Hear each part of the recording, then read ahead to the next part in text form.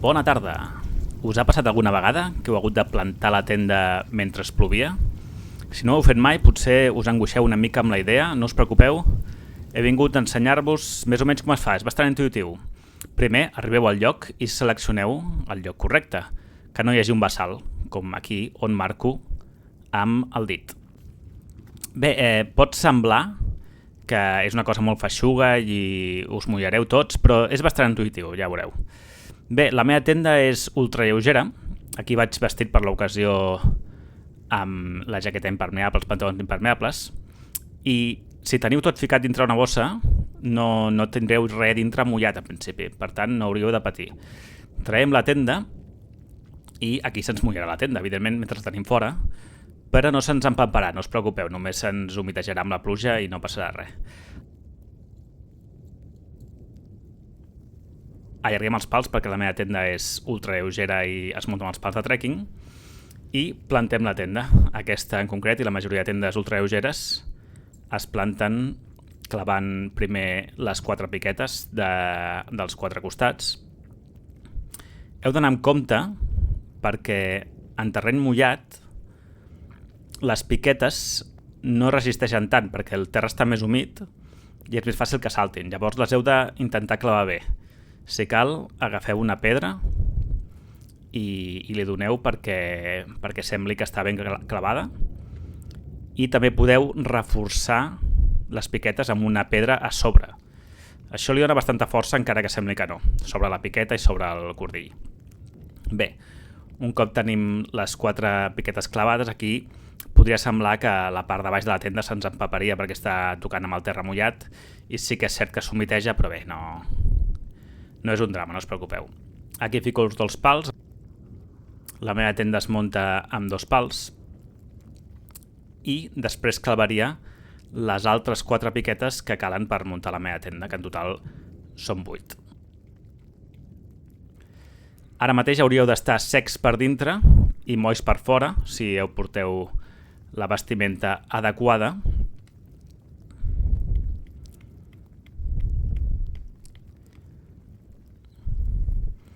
I tot el que hi ha dintre la motxilla hauria d'estar sec, teòricament. Un dels motius per què he gravat aquest vídeo també és per provar si la meva tenda era impermeable, perquè la vaig portar a la meva passada transpirinenca i no em va ploure quasi cap dia i no vaig poder provar-ho bé. Ho he provat i sí, no entra aigua a dintre. Cosa interessant. Bé, un cop ho tenim muntat tot, entrem a dintre, lògicament, i el procés és el següent. Tanquem perquè no entri aigua i, en el meu cas, agafaria el terra de la tenda, que és el policró. Jo no tinc un terra pròpiament dit, sinó és aquesta làmina de plàstic que us he ensenyat alguna altra vegada, que és molt fina però molt resistent, i això em serveix per ficar el matalàs a sobre i que no estigui en contacte amb el terra moll i brut. Un cop estirat el policró ben ficat, ens traurem la roba. La roba mullada, evidentment. Avui he vingut amb les botes, normalment ja sabeu que no porto botes, però com era només una sortida de prova, no he portat les Trail Runners. Ens farem tot el que sigui roba de pluja, en aquest cas la jaqueta i els pantalons impermeables, que no tothom els porta, però a mi m'agrada portar-los.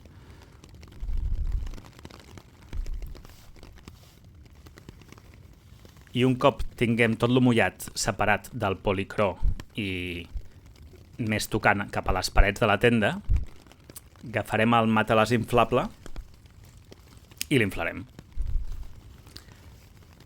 Una cosa que passa amb aquesta tenda i amb totes les tendes del món és que quan toqueu les parets us mullareu.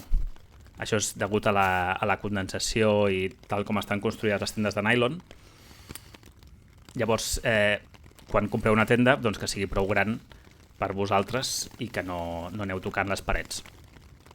Bé, un cop inflat, doncs ja podríem seure a sobre i ja podríem descansar tota l'estona que volguéssim. En aquest cas era per la tarda, no era l'hora d'anar a dormir. I aquí, com podeu veure, doncs m'instal·lo una mica i, com podeu veure, sentat tinc espai. l'espai pel meu matalàs, que és de la versió llarga, és justet, però arriba sense tocar les parets. Una cosa important que heu de fer és que el policró, el terra de la tenda, no surti fora de la tenda, perquè llavors cauria aigua sobre el policró del plàstic aquest i entraria dintre la tenda. Heu de fer sempre que no toqui, que no surti per l'exterior. Bé, en aquest cas potser tindríem fred i trauríem el sac i ens taparíem amb el sac, aquest sac tan discret igual que el matalàs. Com veieu, tinc bastant d'espai a dalt, puc estar més o menys incorporat, a passar de ser una tenda ultra lleugera, més o menys hi ha espai. Els peus no toquen el sostre de la tenda, això és important, i com tinc això que eleva una mica la tenda, doncs estirat tinc un pam, que està bé perquè un cop estirat no aixecarem el cap.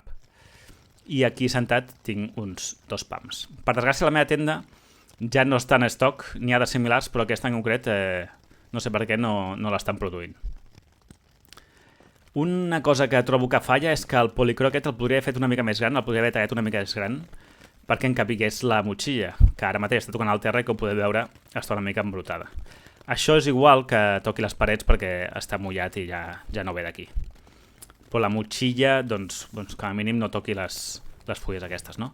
Bé, si teniu una tenda de nylon, com la meva, que són el 99% de les tendes, després d'una estona, unes hores, una hora o 2 hores, el que sol passar és que es destensen amb la pluja. Quan no plou, no, però quan plou es destensen i les hauré de tornar a tensar perquè si no s'us caurà a sobre. S'us caurà a sobre no tota la tenda complet, sinó que es anirà fent com una bossa i tindreu menys per a dintre. Aquesta en concret, com no té mosquitera, la puc tensar des de dins, com podeu veure. Si no, haureu de sortir. Bé, imaginem que ja ha parat de ploure i volem sortir de la tenda, doncs el primer que farem serà el mateix que hem fet, però en ordre invers. Primer guardarem el sac dintre la bossa aquesta. En segon lloc, traurem l'aire del matalàs i el guardarem també dintre. En principi no hauria d'estar mullat, a mi no se'm va mullar. Això és el sec. Tot el sec ha d'anar dintre la bossa i si alguna cosa se us ha mullat, ho fiqueu a fora la bossa però dintre la motxilla, com per exemple el policró o la tenda, ara veureu. Un cop tot el sec a dintre, doncs ho fem una mica de... traiem l'aire a dintre, donem una volta a la bossa i la fiquem cap a dintre. Ara seria qüestió de vestir-nos, ficar-nos les sabates i la jaqueta. En aquest cas no plovia ja quan havia sortit, així que per aquest motiu no em fico els pantalons impermeables perquè no cal.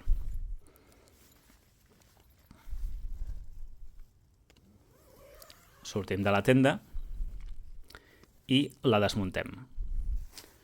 En aquest cas, com podeu veure, el policró no només que estigui humit, sinó que està brut de la terra i la pinassa, per tant no volem que toqui el sac ni res, i el ficarem igual que els pantalons a la butxaca aquesta de davant, la butxaca frontal, que hauria de tenir la vostra tenda perquè és una butxaca molt important. No recomano a ningú que es compri una motxilla sense aquest tipus de malla frontal perquè dona fàcil accés a moltes coses.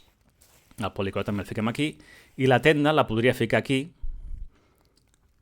Les piquetes a mi m'agrada ficar-les a una bossa, com podeu veure. No soc molt de portar moltes bosses perquè al final acumulen pes, però les piquetes en si, que sempre estan brutes de terra i tal, sí que va bé ficar-les a una bossa. Tanquem la tenda, important, i intentem treure una mica la terra de les piquetes perquè al final són uns quants grams que ens podem estalviar. Com he dit, la tenda, com està mullada, ara sí, l'intentem així expulsar una mica l'aigua que té, i jo en aquest cas l'he ficat dintre la motxilla, però fora la bossa, que no toqui la part seca. Crec que es veu bastant bé. En aquest cas la meva bossa no és una bossa d'escombraria, sinó una bossa de Nylofoam, que és un material que fa servir la gent per a aquest tipus de coses, ho deixaré a la descripció. I res, fiquem les piquetes també aquí a la motxilla frontal, tanquem i ja ens en podem anar. Bueno, vídeo curt, informatiu, com podeu veure no hi ha massa drama en acampar mentre plou, així que si ho heu de fer a les vostres properes travesses, doncs no tingueu por.